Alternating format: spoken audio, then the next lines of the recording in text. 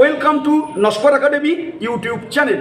সুপ্রিয় ছাত্রছাত্রী এবং আমার সতীর্থ বন্ধুবান্ধব এবং শিক্ষক বন্ধুরা, তো গতকালকের ছুটি সংক্রান্ত বিশেষ করে গরমের ছুটি নিয়ে যে আপডেট বিভিন্ন সংবাদ মাধ্যমে উঠে এসেছিল, বিভিন্ন নিউজ চ্যানেলে উঠে এসেছিল, সেখান থেকে জলের মতো পরিষ্কার আপনারা হয়ে গেছেন যে গরমের ছুটি পূর্বে যে নির্ধারিত ছিল তার থেকে টেনে এনে 22শে এপ্রিল তারিখ থেকে গরমের ছুটি পড়ে যাচ্ছে।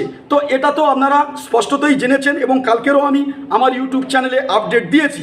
তো ঠিক এই জায়গায় থেকে দাঁড়িয়ে এই জাস্ট কিছুক্ষণ আগে গরমের ছুটি সংক্রান্ত আপডেট উঠে এলো অফিসিয়ালি ওয়েবসাইটে। তো এই নোটিশটি প্রকাশিত হয়েছে Government of West Bengal School Education Department Bikash Bhavan থেকে।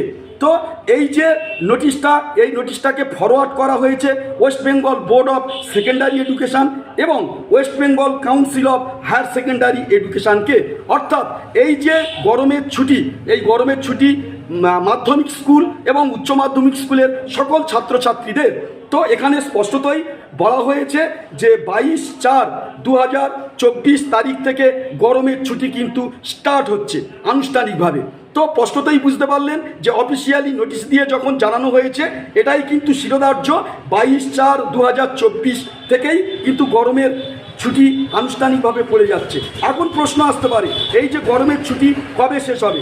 এই নোটিশে কিন্তু স্পষ্টতই বলা রয়েছে যে গরমের ছুটি সংক্রান্ত কবে শেষ হবে এ সংক্রান্ত আরেকটা নোটিশ না আসা পর্যন্ত গরমের ছুটি কিন্তু কন্টিনিউ চলতে থাকবে। ফলে গরমের ছুটির লাস্ট ডেট কবে হবে সেটা জানতে হলে আমাদের পরবর্তী অফিসিয়ালি আপডেটের ওপর নজর রাখতে হবে। তবে এখানে বলে রাখি, সমগ্র মাধ্যমিক স্কুলের ছাত্রছাত্রী অর্থাৎ 5 to 10 আর উচ্চ মাধ্যমিক স্কুলের ছাত্রছাত্রী 11-12 এই সমস্ত সরকারি স্কুলের ক্ষেত্রে এই ছুটিটা প্রযোজ্য।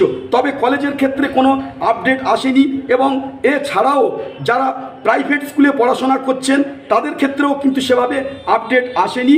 আর এই নোটিশে কিন্তু স্পষ্ট বলা আছে যে পার্বত্য, দার্জিলিং এবং কালিম্পং এই দুটি ডিস্ট্রিক্ট যেহেতু পাহাড়ি এলাকা, শীতপ্রধান এলাকা, এই দুটি এলাকা মূলত পক্ষে এই গরমের ছুটির বাইরে অবস্থান করছে। এই নোটিশে কিন্তু সুস্পষ্টভাবে বলা হয়েছে স্কুল রিওপেন হওয়ার পর অতিরিক্ত ক্লাস নিয়ে কিন্তু সিলেবাস যথাসময়ে কমপ্লিট করে ছাত্রছাত্রীদের মূল্যায়ন করতে হবে।